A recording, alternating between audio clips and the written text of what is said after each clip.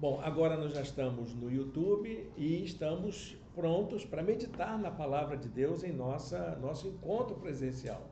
Já estávamos sentindo falta desse encontro, da gente poder estar juntos aqui, celebrando, adorando o Senhor, falando do amor de Deus, dessa maneira gostosa que a gente faz, que a gente aprendeu a fazer, que a gente vivencia junto com os irmãos aqui. Bom, gente, nós começamos no domingo passado uma série de mensagens que vai terminar no próximo domingo. Porque este ano, em nossa igreja, eu organizei para a gente pensar o ano todo sobre a prática do cuidado. Eu tenho para mim que esse é o desafio da igreja cristã no mundo todo. Nós precisamos aprender a cuidarmos uns dos outros. Cuidar de gente, cuidar da natureza, cuidar do planeta, cuidar da vida dos mais vulneráveis, cuidar daqueles que sofrem, cuidar de enfermos, cuidar de idosos, cuidar de crianças. Nós precisamos aprender a fazer isso. Jesus nos chamou para isso, exatamente porque foi isso que ele fez. E aí, nesse comecinho de ano, o que me bateu assim no coração para eu aprender, não é que eu queira assim, vou ensinar teologia para os meus irmãos e irmãs, é para eu saber o que seria uma teologia do cuidado, o que é a teologia do cuidado, como se faz teologia do cuidado. Então nós começamos no domingo passado apresentando a ideia de que essa teologia do cuidado, ela começa com um diálogo aberto com o mundo. A gente não cuida das pessoas se colocando num pedestal, se colocando numa redoma. A gente cuida das pessoas dialogando com elas, olhando para o rosto delas, falando com elas, se dirigindo a elas, se deslocando para o lugar delas. E aí, então, eu seguindo essa linha de reflexão, eu fico pensando que tipo de igreja ou que tipo de crente seria capaz de fazer esses movimentos de diálogo, de deslocamento, de ação para cuidar das pessoas. Que tipo de cristão é esse? Bom, aí nós vamos para o segundo tema dessa série de mensagens, que tem como título a ideia do ecumenismo. Ecumenismo é uma palavra que muita gente tem como estranha para a igreja evangélica, principalmente a igreja batista. A igreja batista não gosta de ecumenismo e muitos segmentos evangélicos demonizam as práticas ecumênicas. Então eu queria hoje ousadamente, eu queria fazer um ato de ousadia e convidar nossos irmãos e irmãs, tanto aqui nesse espaço nosso, quanto aqueles que vão ser alcançados por essa gravação, pela transmissão pelo YouTube, a pensar no ecumenismo como uma prática necessária para a vida da igreja e pararmos dessa tendência demoníaca de demonizar o ecumenismo. Porque o que Jesus quer é que a gente pratique ecumenismo. É isso que eu gostaria que a gente saísse daqui entendendo, que nós precisamos sair da nossa zona de conforto, achar que vivemos numa redoma, num lugar fechado, restrito, como se houvesse um lugar no mundo só para a gente, onde a gente se sentisse bem, como aqueles discípulos lá no Monte da Transfiguração, né? Vamos fazer uma tendinha aqui, porque está tão bom aqui. Não existe esse lugar no mundo. E Jesus não permitiria, ainda que existisse, ele não permitiria que nós ficássemos ali. E mais, quando chegarmos no céu, não haverá um lugar reservado para Batista. Tirem esse cavalinho da chuva. Não existe lugar exclusivo para ninguém. Existe o céu, que é para todos e todas que seguem Jesus, que acolhem o convite amoroso de Jesus. Nós estaremos juntos lá na glória eterna, graças a Deus. todo o povo de Deus reunido, todos aqueles que seguem Jesus, independente de como desenvolve sua crença, mas no céu todos estaremos juntos. E que a gente precisa aprender a colocar em prática esses ensinos aqui. Acho que essa mensagem de hoje vai ser assim aquela mensagem que a gente vai ruminar por algum tempo. Não estou ofendendo ninguém aqui não, viu, gente? Mas a gente vai sair daqui e vai ficar pensando, ecumenismo é alguma coisa viável? Nós podemos fazer um movimento ecumênico? Será que a igreja evangélica, a igreja batista, a igreja cristã pode se ocupar disso? É disso que vamos pensar, tá bom, gente?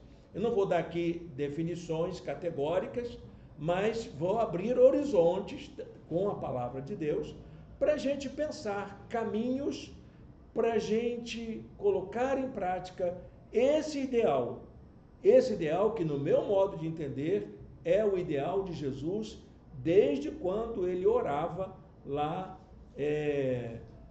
ainda nas preparações para a cruz. O texto que eu escolhi para a nossa meditação está em 1 Timóteo, capítulo 2, verso 5. Paulo diz assim a Timóteo: há um só Deus e um só mediador entre Deus e os homens, o homem Cristo Jesus. Eu vou ler mais uma vez para que a gente possa entender essa proposta de Paulo, que é para mim o princípio para nós pensarmos numa unidade da fé e da compreensão daqueles que seguem a Jesus. Há um só Deus e um só mediador entre Deus e os homens, o homem Cristo Jesus. Esse Deus único, que é o Deus de todos e todas, o Deus que se aproxima de cada um, o Deus que se faz mediador entre Deus e todos os homens, todos os seres humanos na face da terra. Bom, eu tenho para mim, gente, que o Evangelho é um convite para essa vida em comunhão, essa vida em unidade, a proposta da experiência de fé que emerge dessa mensagem que nós acolhemos, que nós recebemos. Ela tem uma natureza aglutinadora, de aproximação, de fazer com que a gente se torne uma grande família de irmãos e irmãs. Por isso eu entendo que essa mensagem, ela também é ecumênica, na medida em que abrange a vida de todas as pessoas, de toda a humanidade, em torno da pessoa de Jesus Cristo.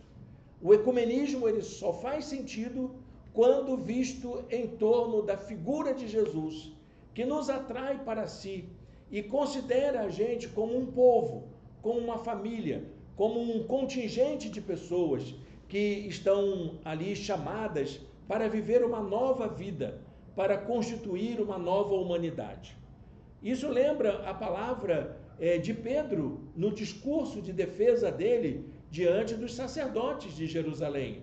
Ele disse: em nenhum outro há salvação, porque também debaixo do céu nenhum outro nome há dado entre os homens pelo qual devamos ser salvos.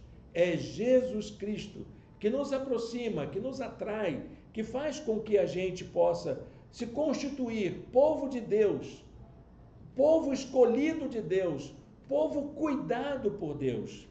Então, eu diria que essa proposta, ela é, acima de tudo, uma proposta ecumênica. O ecumenismo corresponde a um esforço humano, não é um esforço divino, não é um esforço sobrenatural, é um esforço humano de buscar unidade, de buscar comunhão e realizarmos cooperação entre pessoas e grupos, apesar das diferenças que existem entre a gente. A palavra ecumênico ou ecumenismo vem de um termo grego que é oikoumene, que quer dizer exatamente, se pegar o pé da letra, quer dizer casa comum, ou aqueles que habitam no mesmo espaço, que convivem no mesmo mundo, no mesmo contexto cultural, social, e que estão ali vivendo os mesmos conflitos, as mesmas aflições, que têm as mesmas necessidades e que se alegram juntos e que choram juntos, porque estão vivendo juntos no mesmo espaço. Os gregos antigos, quando usavam essa palavra, eles sempre tinham na cabeça deles a ideia de que a palavra oikoumene queria dizer o mundo inteiro habitado. Não um espaço tão somente, mas a ideia de uma humanidade toda vivendo no mundo como pessoas que estão ali tendo as mesmas experiências, as mesmas vivências. Afinal, nós respiramos o mesmo ar, nos alimentamos das mesmas coisas, temos os mesmos hábitos, grosso modo, e também temos as mesmas expectativas de vida e temos também o mesmo final. Essa palavra, ela aparece no Novo Testamento 2 vezes. A palavra oikoumene, ela aparece 2 vezes. Uma vez quando Lucas usa esse termo para se referir ao Império Romano, que era exatamente o domínio de todas as pessoas. Está lá em Lucas capítulo 2, verso 1. Mateus também usou essa palavra, mas ele a usou num outro contexto, num outro sentido, para se referir ao mundo como campo missionário, onde o evangelho deveria ser pregado a todas as criaturas. Está lá também em Mateus capítulo 24, verso 14.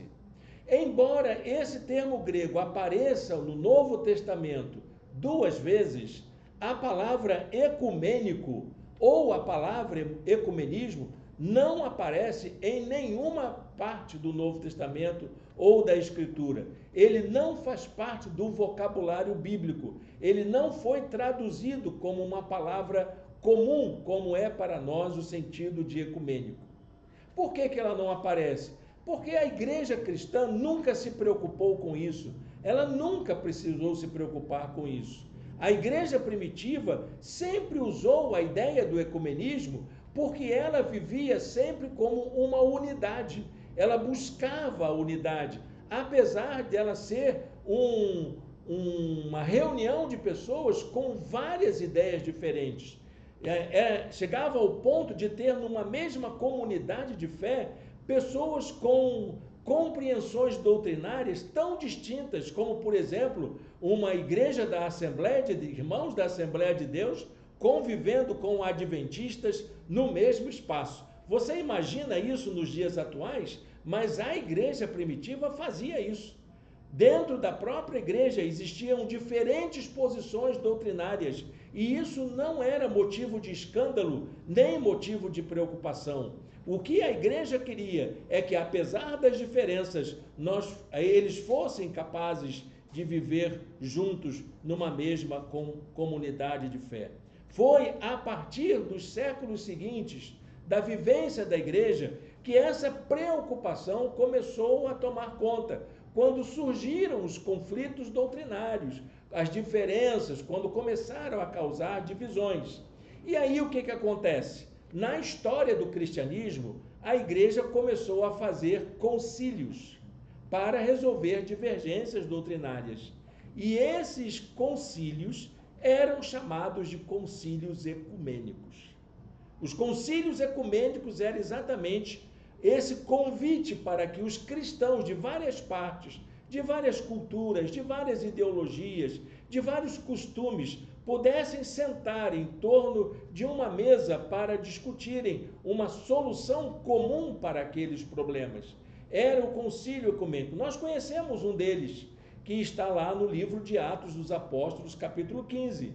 A igreja queria resolver o problema dos irmãos e irmãs que eram gentios, que se convertiam ao cristianismo e que havia uma exigência para que eles adotassem hábitos judaicos.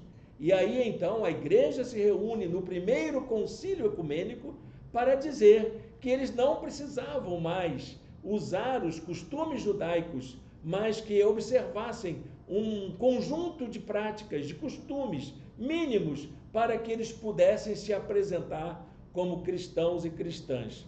Esse termo, então, vai ser utilizado durante toda a história do cristianismo para essa chamada, para que eles pudessem encontrar soluções comuns para conflitos vividos pela igreja de um modo geral.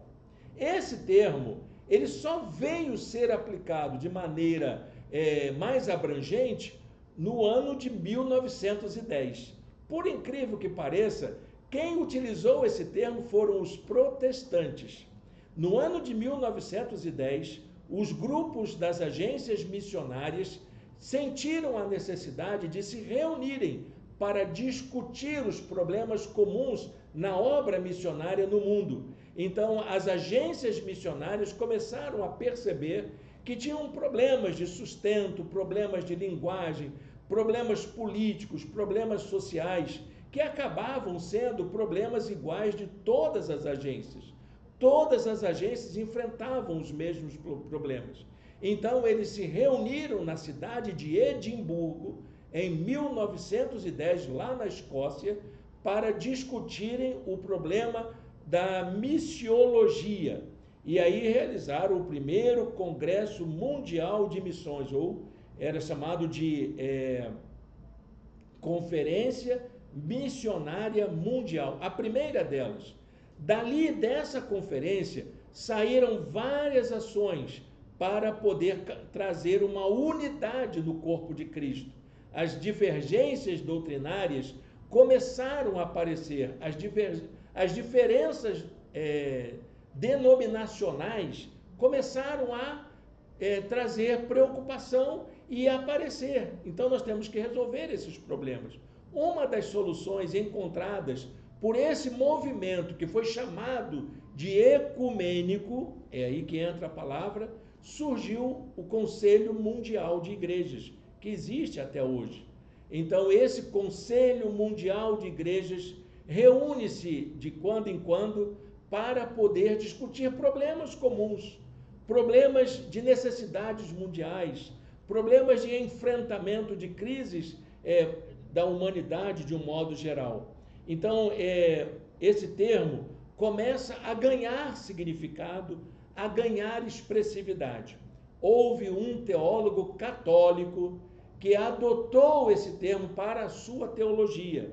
O nome dele era Yves Congar, um grande teólogo católico, especialista em eclesiologia. E ele, então, constrói uma teologia voltada para a busca da unidade entre cristãos. Nós podemos sonhar com isso, de acordo com a teologia de Yves Congar. Foi aí, então, que a Igreja Católica realizou mais um concílio ecumênico, que foi o Concílio Vaticano II, entre os anos 1962, 1965, e esse concílio tirou uma decisão de que a Igreja Católica iria trabalhar em torno da busca da unidade de todos os cristãos. A gente sabe que isso é muito difícil. A gente sabe que a ideia é linda, maravilhosa, mas de execução muito complexa. E o concílio, ele não tratou do ecumenismo como se fosse uma uniformização das instituições eclesiásticas. Mas ele disse que dentre essas diferenças existentes, nós podemos olhar uns para os outros e considerar a cada um como nossos irmãos e irmãs. Essa decisão, ela foi fantástica, porque o concílio disse que é possível a gente fazer uma aproximação respeitosa, a fim de que as barreiras que impediam que os diferentes membros dos segmentos cristãos pudessem ser superadas, que era a dificuldade de olhar para o irmão da Assembleia de Deus e chamá-lo de irmão e de irmã. O presbiteriano, a gente chamá-lo de irmão e de irmã. E o católico também, a gente chamar o católico também de nosso irmão e de nossa irmã. Essa que é a preocupação, porque há muitas pessoas que acham isso um absurdo. É uma grande heresia a gente chamar um cristão católico de irmão, mas se ele segue Jesus, ele é o nosso irmão. É em torno dessa fé que nos une é que nós precisamos entender que fazemos parte de uma só família. O ecumenismo, em seu sentido mais amplo, é o exercício do amor fraternal entre as diferentes confissões de fé. De sabermos que é possível a gente sentar a uma mesma mesa, e isso requer de nós a capacidade de acolher o outro, que é membro de outra denominação, de outro segmento cristão, como um irmão na fé. A gente vai ter que aprender a fazer isso algum dia. E o Senhor nos chama para fazer isso. Falar de ecumenismo só tem sentido a partir do cuidado que devemos ter uns com os outros, conforme o ensino de Jesus Cristo, de Jesus de Nazaré. O ecumenismo é a forma com que cristãos podem construir pontes para o diálogo, podem construir formas de cooperação, formas de exercitar a solidariedade entre as diferentes comunidades de fé, de enfrentar situações e desafios comuns, trabalhando juntos para a construção de um mundo mais justo, um mundo de paz, um mundo de dignidade, onde todos e todas tenham oportunidades iguais. O ecumenismo é para isso, não é para fazer um grande igrejão, não é para fazer um grande movimento para juntar as instituições, mas para fazer com que irmãos na fé possam tratar dos seus problemas uns com os outros, como membros da família de Deus, como a palavra de Deus nos chama. O ecumenismo é um chamado para exercitarmos o cuidado uns dos outros como expressão de nosso compromisso como membros do corpo de Cristo. Se nós fazemos parte da família de Deus, temos o dever de cuidar dos nossos irmãos e irmãs, independente de qual seja a comunidade que eles pertencem. Há um texto de Paulo na carta aos Coríntios que diz assim: mas Deus estruturou o corpo, dando maior honra aos membros que dela tinham falta, a fim de que todos os membros tenham igual cuidado uns pelos outros. O ecumenismo é isso, é a capacidade que a gente tem de cuidarmos uns dos outros. Eu queria propor 3 eixos para a gente pensar em como a gente pode exercitar a nossa fé pessoal, para podermos sermos mais ecumênicos do que nós estamos sendo.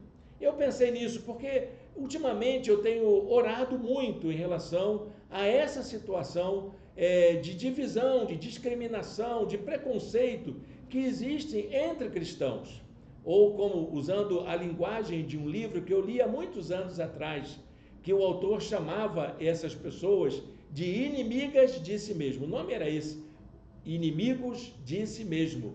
Falando, inclusive, da relação dos evangelicais e dos fundamentalistas que se veem como exclusivos, como os únicos que detêm a verdade do evangelho, como aqueles únicos que talvez até irão para o céu quando Jesus voltar. E esse autor, que é um australiano, um pastor batista australiano, Roland Crusher, não esqueça o nome dele, ele então diz que é preciso a gente superar essa tendência de olhar para os nossos irmãos de outras denominações, de outros segmentos, de outras formas de pensar, de outras doutrinas divergentes daquela da nossa, como nossos irmãos na fé, como alguém que faz parte da família de Deus, como nós fazemos também. Então vamos pensar nesses 3 eixos para o exercício de uma prática ecumênica nos nossos dias. São 3 coisinhas que eu e você podemos fazer. Eu não desejo que você saia daqui levantando a bandeira do ecumenismo. Não é para isso que estamos aqui, não. Nós não vamos fazer movimento ecumênico, mas vamos nos abrir para os nossos irmãos e irmãs a fim de dialogarmos com eles. O primeiro eixo é o eixo da fé em Jesus Cristo, em que todos e todas possam viver o compromisso com o mesmo Cristo. Não existe Cristo diferente. Jesus é um só. E ele não é domínio de nenhuma religião. Jesus não é domínio de nenhuma denominação cristã, de nenhum segmento, de nenhum pastor. Ninguém tem um Cristo melhor que o outro. Jesus Cristo é um, como diz o texto que lemos no começo. A obra salvadora de Jesus visa formar novas criaturas que orientem suas vidas pelo ensino de Jesus de Nazaré, que é um só. Foi o que ele deixou. Pessoas que são alcançadas pela graça sentem-se atraídas a viverem essa nova vida como seguidores de Jesus, como o mestre de vida que ele foi, como o Senhor, como o Salvador do mundo. Jesus orava para essa unidade, para esse segmento em torno da sua pessoa, para que todos sejam um, Pai, como tu estás em mim e eu em ti, que eles também estejam em nós, para que o mundo creia que tu me enviaste.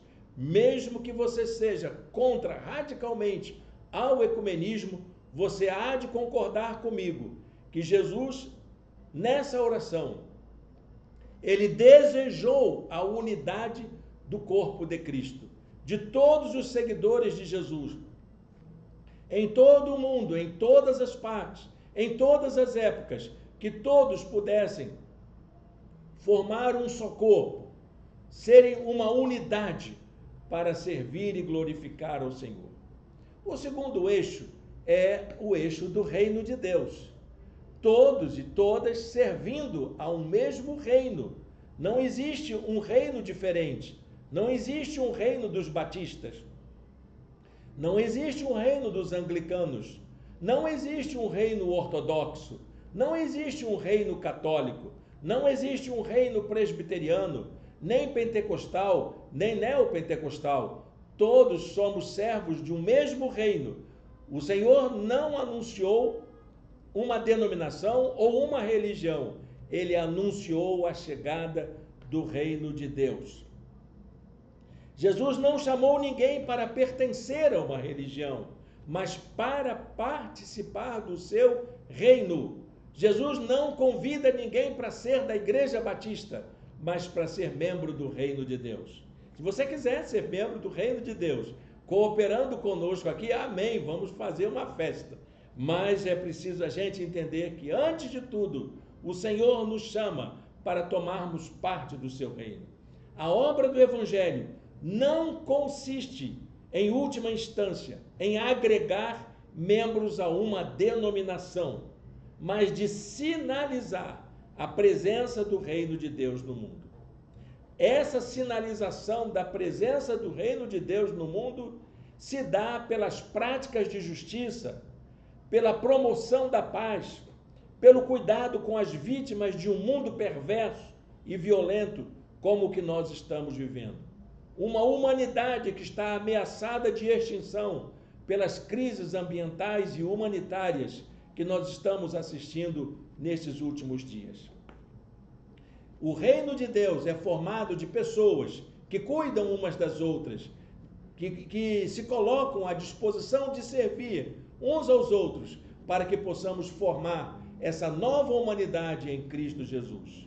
O reino de Deus é marcado pela prática desse ato, que é movido pelo amor, que é movido pelo esforço comum de proporcionar alegria e bem-estar para todos e todas.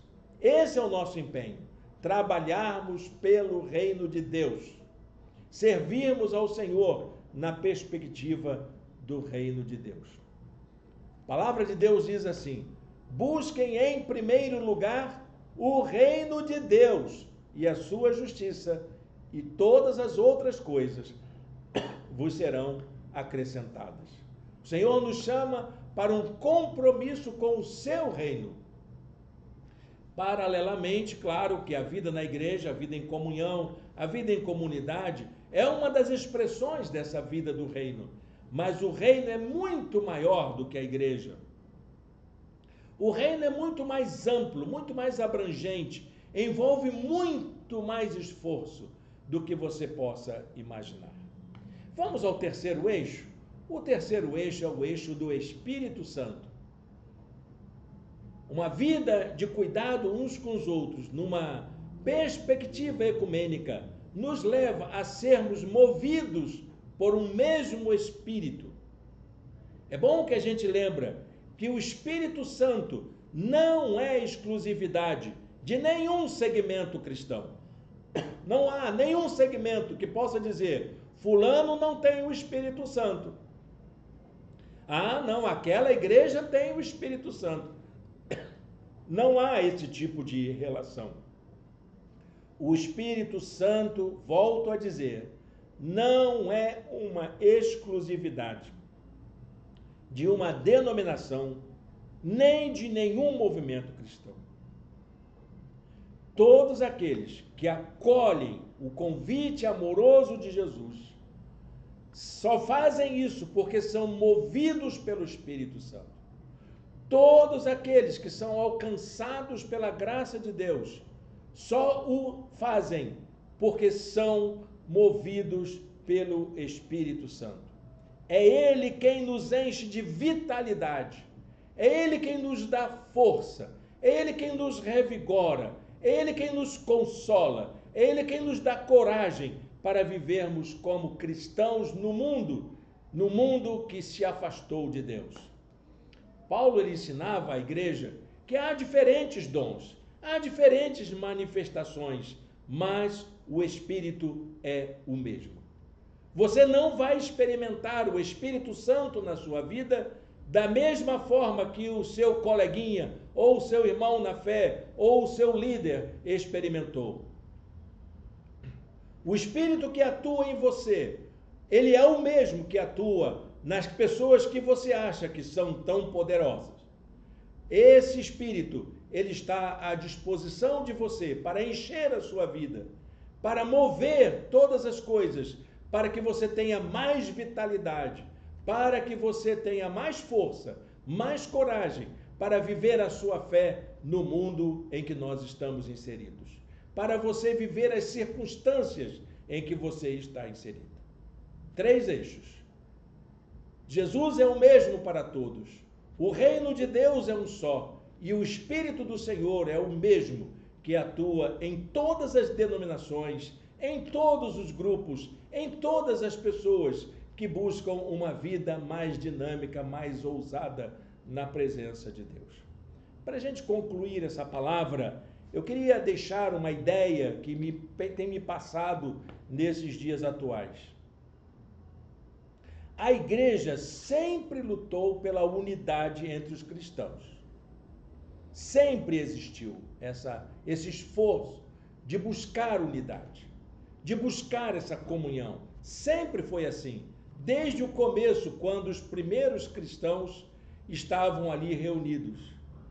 Eu acho muito interessante quando Lucas escreve em Atos, dizendo: da multidão dos que creram, um era o coração. Só havia um coração. Que bacana! Já era uma igreja poderosa, porque eram os 120 do cenáculo, mais os 3.000 recém-batizados que estavam na vida da igreja. Imagina uma igreja com mais de 3.000 membros. E Lucas olha e diz: essa igreja tinha a seguinte marca: da multidão dos que creram, um era o coração. Que bacana! Será que nós podemos dizer isso das nossas igrejas nos dias atuais, do cristianismo do mundo de hoje? Mas ela foi assim até que surgiram os grandes movimentos de cisma, de divisão, motivadas por interesses diversos. Há um estudo muito interessante sobre a origem das denominações cristãs.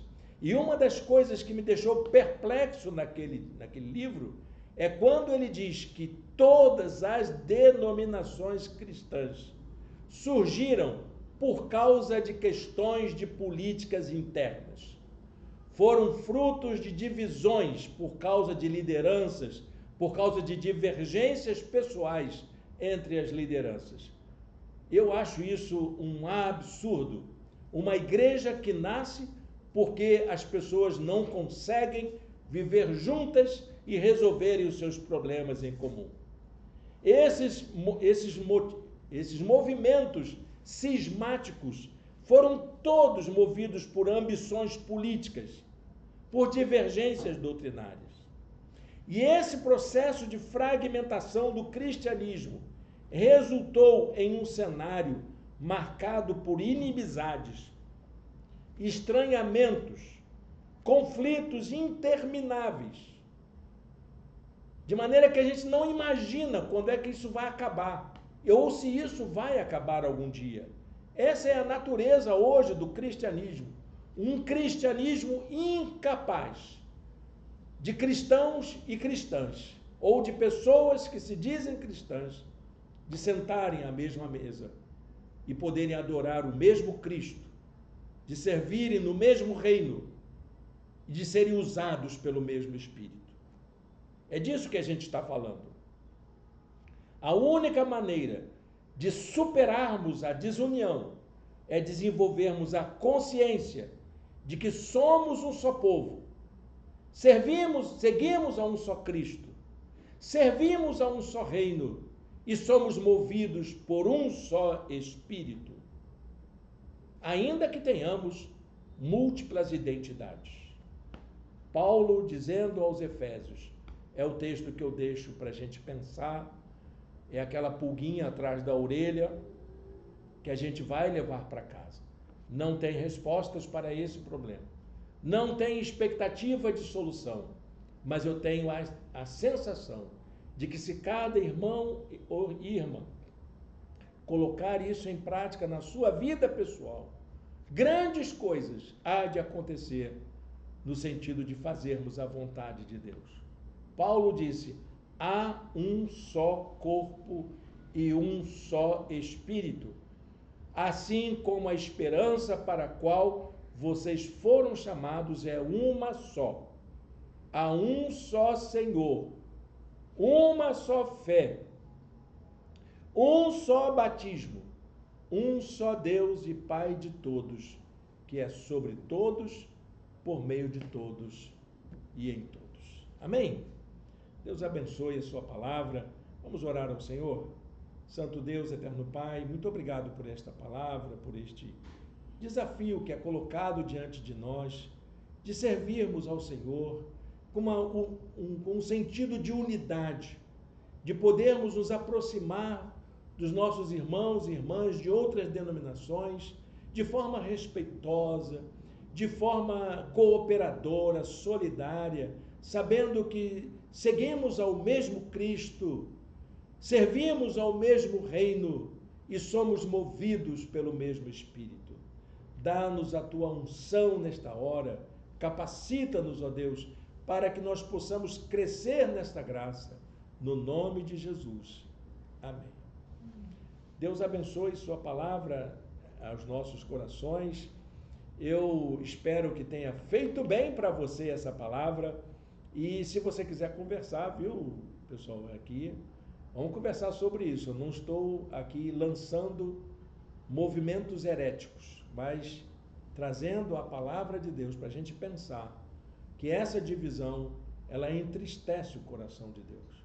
Não a divisão institucional, mas esse preconceito que a gente desenvolveu de achar que os nossos irmãos de outras denominações são melhores ou piores do que a gente. Vou usar uma expressão de um carnavalesco do Rio de Janeiro. Nós não somos melhores nem piores, somos apenas diferentes. Você achava que carnaval não dava lição, mas tem alguma coisa que a gente aprende. Não somos melhores nem piores, somos apenas diferentes. Fazemos parte do mesmo povo de Deus. Somos chamados pelo mesmo Cristo. Somos pertencentes ao mesmo reino. E somos alvos da mesma ação do Espírito. O mesmo Espírito que sopra lá, sopra aqui também. Se você ainda não se deu conta disso, está na hora de buscar isso na sua vida. Amém? Que Deus abençoe. Muito obrigado pela presença dos nossos amigos no YouTube. Até a próxima.